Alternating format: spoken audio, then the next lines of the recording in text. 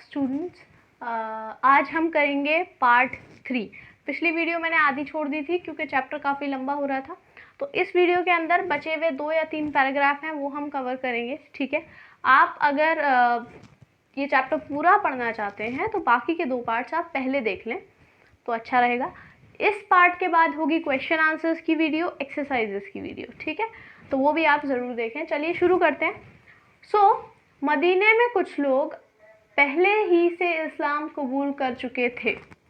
मदीने में, पहला मैं थोड़ा सा आपको रिकैप दे देती हूँ कि पिछले वीडियोस में क्या था। हम पढ़ रहे हैं हज़रत मोहम्मद सल्लल्लाहु अलैहि वसल्लम के बारे में, जो कि प्रॉफिट हैं इस्लाम के, आखिरी प्रॉफिट।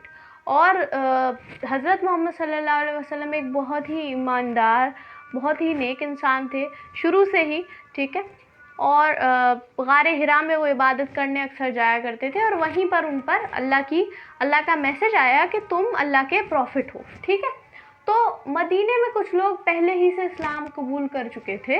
मदीना एक जगह है जो कि मक्का के पास है। मक्का जो है वो सऊदी अरेबिया का एक शहर है। सऊदी अरेबिया का एक शहर है मक्का, जहाँ पर काबा नाम की एक जगह है, जो इस्लाम से पहले भी लोग वहाँ आते थे। ठीक है, वो पिलग्रिमेज की, यानी एक तरीके से तीर्थ यात्रा की एक जगह वो पहले से रही है। ठीक है, तो मदीना एक दूसरा शहर है। मक्का के लोग जो हैं वो हज़रत मोहम्मद सल्लल्लाहु अलैहि वसल्लम को बहुत परेशान करते हैं, उनको तकलीफ़ें देते हैं, उनके घर के आगे कांटे बिछा देते हैं, उन पर गंदगी फेंकते हैं रास्ता चलते में। तो इन सब चीज़ों से परेशान आकर वो 622 ईस्वी में अल्लाह के हुक्म से ट्रैवल करके जाते हैं। कहाँ पर? मदीना। मदीना एक दूसरा शहर है। मदीना मक्का से कुछ दूरी पर है, और मदीने में कुछ लोग पहले ही से इस्लाम कबूल कर चुके थे, यानी कि एक जो बेसिक ग्राउंड है वो उन्हें मिला कि ऑलरेडी कुछ लोग जो थे वो उनके सपोर्ट में थे, क्योंकि वो इस्लाम कबूल कर चुके थे। ठीक है, आपको ये याद रखना है, मक्का वो जगह है जहाँ हज़रत मोहम्मद सल्लल्लाहु अलैहि वसल्लम पैदा हुए, और मदीना वो जगह है जहाँ वो हिजरत करके गए और इस्लाम को उन्होंने वहाँ पर फैलाया। उन्होंने आप सल्लल्लाहु अलैहि वसल्लम का और आपके साथियों का दिल से इस्तकबाल किया। इस्तकबाल कहते हैं स्वागत को, वेलकम को। यानी कोई इंसान जब किसी जगह जाता है तो जब उसका स्वागत किया जाता है, तो एक तो ये है कि एक रफ सा वेलकम किया गया, और एक ये है कि बहुत दिल से वहाँ के लोगों ने उन्हें वेलकम किया, जैसे वो पता नहीं कब से उनका इंतज़ार कर रहे थे। तो बहुत अच्छे से उन्होंने उनका वेलकम किया, मदीना के लोगों ने, हज़रत मोहम्मद सल्लल्लाहु अलैहि वसल्लम और उनके साथियों का। और हर तरह की मेहमानदारी की, यानी मेहमानदारी कहते हैं मेहमान नवाजी को, कि आपके घर में कोई आया है तो आप उसके साथ किस किस तरह से आप अच्छे अच्छे खाने बनाते हैं, अच्छी अच्छी ड्रिंक्स उसको देते हैं, और अच्छी जगह उसको बिठाते हैं, अपना आप बेस्ट देने की कोशिश करते हैं, वो मेहमान नवाजी है। तो वहाँ के लोगों ने, मदीना के लोगों ने बहुत अच्छी मेहमानदारी, हर तरह की मेहमानदारी उनके साथ की, यानी मेहमान नवाजी की। उन्होंने कहा ये आने वाले हमारे भाई हैं। मदीना के लोगों ने क्या कहा कि जो लोग बाहर से आ रहे हैं, ठीक है, यानी मक्का से जो लोग आ रहे हैं मदीना, वो हमारे कौन हैं? हमारे भाई हैं। इसलिए हमारे माल और दौलत में बराबर के शरीक हैं। यानी क्योंकि ये हमारे भाई हैं, इसलिए हमारी जितनी भी माल और दौलत है, हमारे पास जो कुछ भी है, हमारा जितना भी कह सकते हैं, जो कुछ भी हमारे पास है, माल दौलत, जानवर, घर, मकान, बर्तन, हर चीज़ में ये हमारे शरीक हैं। हम इनके साथ हर चीज़ शेयर करेंगे। ठीक है, अपनी हर चीज़ को हम इनके साथ शेयर करेंगे। तो ये मदीना के लोगों ने कहा। मदीने आकर आप सल्लल्लाहु अलैहि वसल्लम ने सबसे पहले एक मस्जिद तामीर की। तामीर कहते हैं कंस्ट्रक्शन को। तो मदीने पहुंचते ही हज़रत मोहम्मद सल्लल्लाहु अलैहि वसल्लम को क्योंकि एक ग्राउंड मिला, अब वो अपनी बात खुलकर कह सकते थे, क्योंकि कुछ लोग उनके सपोर्ट में थे ऑलरेडी मदीना में, तो एक अच्छा सपोर्ट उन्हें मिला। तो यहाँ आकर सबसे पहला काम उन्होंने ये किया कि एक मस्जिद को तामीर करवाया, यानी कि एक मस्जिद का कंस्ट्रक्शन करवाया। ठीक है, मस्जिद कहते हैं मॉस्क को। मस्जिद वो जगह होती है, जैसे हर धर्म की अपनी एक ऐसी जगह होती है जो एक सेक्रेट प्लेस होती है, एक पवित्र जगह होती है, जो भगवान का, गॉड का, अल्लाह का घर होती है। तो जैसे हम हिंदुइज्म में देखते हैं तो टेम्पल्स होते हैं। ठीक है, हम अगर क्रिश्चियनिटी में देखते हैं तो चर्च होते हैं। इसी तरीके से हम बहुत सारे रिलीजन्स हैं, जैसे हम सिखिज़्म में देखते हैं तो गुरुद्वारा होता है। इसी तरीके से इस्लाम में होता है मस्जिद। मस्जिद वो जगह है जिसको पढ़ते हैं, तो इनके लिए कोई महल था ना दरबार, वही मस्जिद सब कुछ थी। यानी वो लोग जो मदीना में हैं, जो मक्का से आए हैं, जो इस्लाम कबूल कर चुके हैं, उनके लिए ना ही कोई महल था, ना ही कोई दरबार था। यानी वो एक बहुत सादा ज़िंदगी बसर कर रहे थे, और वो हज़रत मोहम्मद सल्लल्लाहु अलैहि वसल्लम के साथ मस्जिद में ही अपना समय जो है वो, मतलब अपना वक्त जो है वो सर्व किया करते थे। तो मस्जिद में ही वो लोग अपनी नमाज़ें पढ़ते थे, एक दूसरे से मिलते थे। तो मस्जिद ही उनका सब कुछ था, मस्जिद ही उनका सब कुछ था।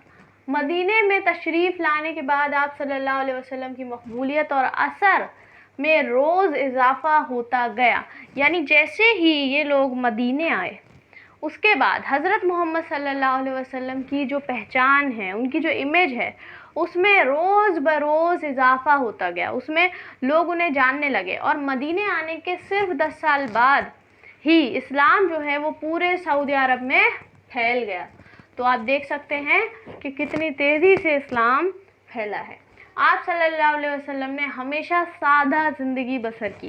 अब क्योंकि हज़रत मोहम्मद सल्लल्लाहु अलैहि वसल्लम जो है वो पूरे सऊदी अरेबिया पे काबिज़ हैं, ठीक है, पूरे सऊदी अरेबिया पर वो एक तरीके से मतलब पूरा इस्लाम के अंडर में है। तो वो चाहते तो एक राजाओं जैसी ज़िंदगी वो बसर कर सकते थे, एक राजा जैसी ज़िंदगी, लेकिन वो एक बहुत सादा ज़िंदगी बसर करते थे, बहुत मामूली इंसान की ज़िंदगी। आप सल्लल्लाहु अलैहि वसल्लम ने हमेशा सादा ज़िंदगी बसर की। बाज़ार से सौदा सल्फ खुद लाते, यानी बाज़ार से सामान लाना है घर का कुछ, तो वो खुद ही लाते थे। बकरी का दूध खुद दोते थे, ठीक है। अपने कपड़ों में खुद ही पैबंद लगाते। पैबंद लगाना क्या है, जैसे मान लीजिए कोई कपड़ा फट जाए यहाँ से, जैसे यहाँ से अगर ये आस्तीन फट जाती है, तो इसके ऊपर हम अलग से कपड़ा लगाएंगे जिससे वो फटा हुआ जो एरिया है वो छुप जाए। ऊपर से कपड़ा जो लगाया जाता है फटी हुई जगह को छुपाने के लिए, उसे पैबंद कहते हैं। तो आप ये सोचिए कि एक इंसान जिसके अंडर में पूरा सऊदी अरब है, वो जो है वो कपड़े कैसे पहन रहा है, वो कितनी सादा ज़िंदगी बसर कर रहा है। एक आम आदमी जैसे कपड़े वो पहन रहा है। अगर कपड़ा कहीं से फट जा रहा है तो वो उसको ठीक कर ले रहा है, नए कपड़े नहीं ले रहा है। तो आप देख सकते हैं कितना सादगी इनके मिजाज में है, हज़रत मोहम्मद सल्लल्लाहु अलैहि वसल्लम के मिजाज में, ठीक है। तो खुद ही पैबंद लगा लेते थे और बोझ उठाते थे, यानी वज़न उठाते थे।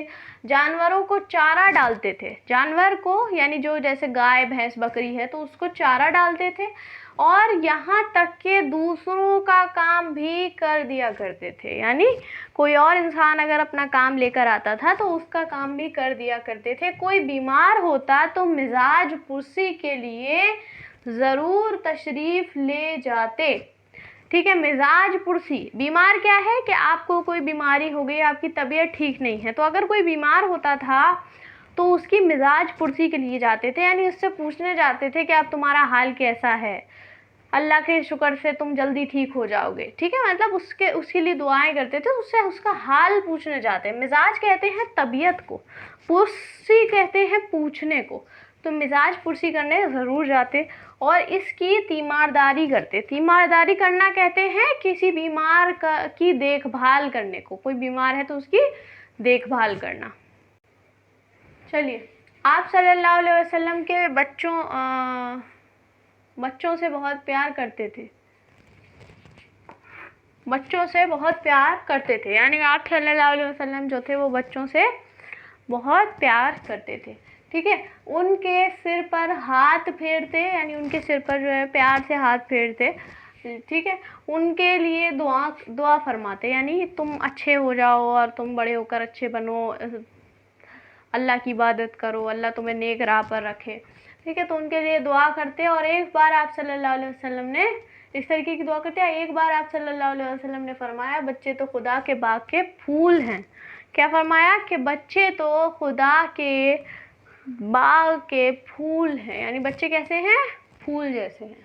आप सल्लल्लाहु अलैहि वसल्लम बच्चों से ही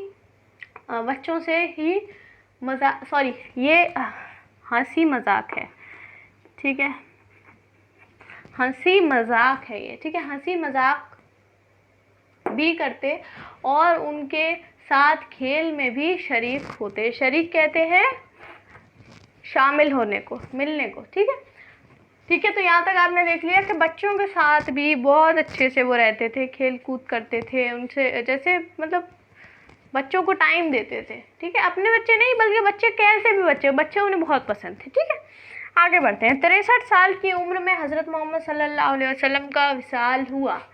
विसाल कहते हैं इंतकाल को। ठीक है, विसाल वर्ड के जो असली मतलब है वो है, ये मिला है वस्ल से, बना है वस्ल से। वस्ल का मतलब होता है मुलाकात। आगे जब आप क्लास 9 और क्लास 10 की पोइट्री पोर्शन पढ़ेंगे तो उसमें ये शब्द आएगा, वर्ड आएगा। ठीक है, ये लफ्ज़ आएगा। ठीक है, वस्ल। ठीक है, इसका मतलब होता है मिलना। तो यानी कि हज़रत मोहम्मद सल्लल्लाहु अलैहि वसल्लम किससे मिल गए? अल्लाह से मिल गए। ठीक है, तो इनका इंतकाल हो गया। विसाल का मतलब क्या हुआ? इंतकाल। ठीक है, ओके हुआ। और मस्जिद मस्जिद नबवी, मस्जिद नबवी कौन सी मस्जिद? जो मस्जिद बनाई गई थी सल्लल्लाहु अलैहि वसल्लम की उसी हिजरे में, सुपुर्द खाक। ये है सुपुर्द खाक। सुपुर्द खाक कहते हैं सुपुर्द करना, यानी किसी के हवाले कर देना, और खाक कहते हैं मिट्टी को, यानी मिट्टी के हवाले कर दिया, मिट्टी को दे दिया। सुपुर्द खाक किए गए, यानी उन्हें दफनाया गया हज़रत मोहम्मद सल्लल्लाहु अलैहि वसल्लम को, जिसमें आप सल्लल्लाहु अलैहि वसल्लम की वफ़ात हुई थी। यानी जिस हुजरे में, जिस रूम में आप सल्लल्लाहु अलैहि वसल्लम की वफ़ात हुई थी, इंतकाल हुआ था, ठीक है, विसाल हुआ था, उसी कमरे के अंदर उन्होंने हज़रत मोहम्मद सल्लल्लाहु अलैहि वसल्लम को दफनाया। अब ये जो आपका एक्सप्लेनेशन यहाँ पर हो जाता है कंप्लीट इस चैप्टर का। क्वेश्चन आंसर्स, एक्सरसाइजेस आगे की वीडियो ज़रूर देखिएगा, उसमें सब आएगा पार्ट बाय पार्ट। और जो आपको चाहिए, जैसे आप कोई और चैप्टर पढ़ रहे हैं या कोई और बुक पढ़ रहे हैं एनसीईआरटी की, उसका आपको एक्सप्लेनेशन चाहिए, एनी क्लास 7th 6th, आप कमेंट सेक्शन में लिखें, मैं उस पर वीडियो बनाने की कोशिश करूँगी। Thank you for watching this video and please subscribe to this channel.